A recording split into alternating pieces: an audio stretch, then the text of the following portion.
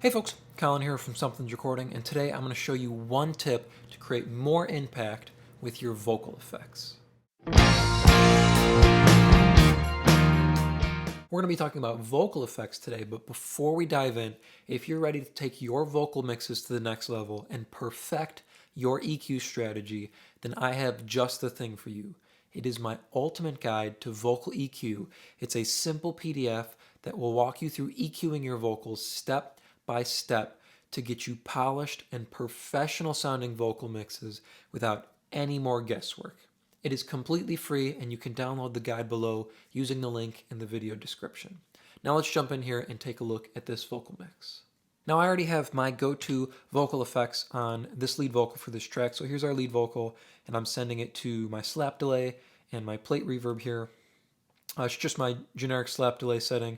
Set at 100 milliseconds. We're using the filtering here and the drive is pushed all the way up. If you don't have a drive setting on your slap delay, you can always throw a distortion on there. And then I have my plate reverb here, which is about a 2-second plate reverb with 152 millisecond pre-delay. So a little bit of a longer plate, and then we've got our pre-delay on there to make sure it's not cloudying up our vocal because they're happening at the same time. So no fighting there between our vocal and our reverb. I want you to take a listen. This is from our verse going into our chorus, and we're going to talk about one way to create more impact in the space between our verse and our chorus section. So take a listen to this song as it stands, effects in. Please then remember and follow your list to one special one. He will break your defenses and run. So we change partners. We must change partners. Please then remember. So there's this little break there in between our verse and our chorus. What we're going to do is we're going to create a little bit more impact and a little bit more of a dramatic difference between our verse and our chorus transition by automating out our effects there. So we're going to go here to our slap delay first. Now you can do an easy way to automate here in Studio One. If you click the mute button, it actually creates a little automation option up here. And we can just click that big A and it'll automatically create an automation lane for us. We're going to do the same thing with our reverb. Create our automation lane.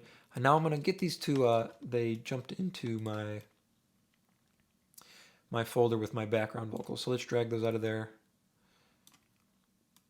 No need for them to be in the background vocals folder. So what we're going to do here, we got two automation lanes and there's this little break here. You can see before, here's our guitar. So before our chorus starts and where our verse ends. So we'll just come here a little bit before our vocal. Right to the downbeat there. Could probably go one back. And we'll just pull it up. So in this space here, in this little break, our slap delay is going to be muted, and we're going to do the same thing here with our vocal reverb. So let's take a listen here to that same section now. Both vocal effects muted. Take a listen to our difference. Please then remember and follow your list to one special one. He will break your defenses and run. So we change partners. We must. So we change partners. We must change partners.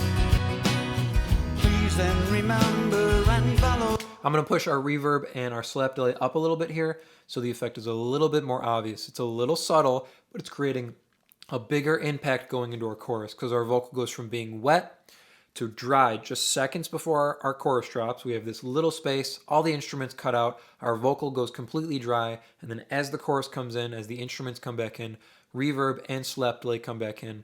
And the reverb's on our background vocals too, so this reverb comes in for our lead vocal as well as our background vocals. I pushed them up a little bit here. Take a listen one more time. Please then remember and follow your list to one special one. He will break your defenses and run. So we change partners. We must change partners. Hear it now? It's a little bit of a dramatic difference, right? So our vocal's sitting in the mix. It has a little bit of depth to it because we have our reverb and our slap delay on it. And then approaching our chorus, we have this little break. Our instrument's cut out. Vocal goes completely dry, so it takes a little bit of a step forward, right? Goes right out front, no depth on it because there's no reverb or effects.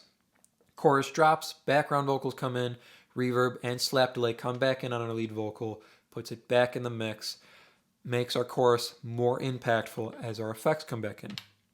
Quick review here, and we'll do it one more time here. We have the same little break here on our second chorus as well as on our third chorus. So we'll do our second chorus here. Take a listen just shortly, same section. Effects aren't going to mute out, so take a listen to what it sounds like. We were waiting in the cover and the noise, so we changed partners. We must change. So you can hear our effects there. You can hear them bleed out or echo out as I pause it too. So let's do the same thing here. Got our downbeat of our chorus. Mute our slap delay. And mute our reverb. Now take a listen to the same section one more time. Gently but firmly they learned to say no. There were 4 more young men who were waiting in the cover and the noise, so we changed partners. We must change, so we changed partners. We must. Just a simple move like this, just muting our vocal effects there, creates more impact, creates a drastic or more dramatic change between our verse and our chorus. So it gives them a little bit of separation, creates a little bit more impact on that downbeat as our 2 vocal effects come back in on our lead vocal, as well as our background vocals. Just creating a little bit of space so our vocal goes from being, having some depth to it because it's sitting in the mix. We have our reverb keeping it blended with the rest of the song, to being completely dry. So takes a step out front for these couple seconds during this break and then steps back into the mix as our chorus drops in. Now you don't necessarily have to have a break here to do this too. You could do it on the word before your chorus, right? If there's no break, if there's just a vocal leading into your chorus, you could mute your vocal effects on that one line before the chorus just to create a little bit of difference between your verse section and your chorus section. So your vocal will take a step out front for this one line leading into your big chorus drop, creating a little bit more of a dramatic difference and a little bit more impact on the downbeat of your chorus section. I hope that was helpful for you. Like I said, if you're ready to take your vocal mixes to the next level and really dial in your EQ strategy, then I have just the tool for you, and it is 100% free. It is my ultimate guide to vocal EQ, and you can download it below to start creating more professional vocal mixes in less time. Thank you so much for watching, and I will see you in the next video.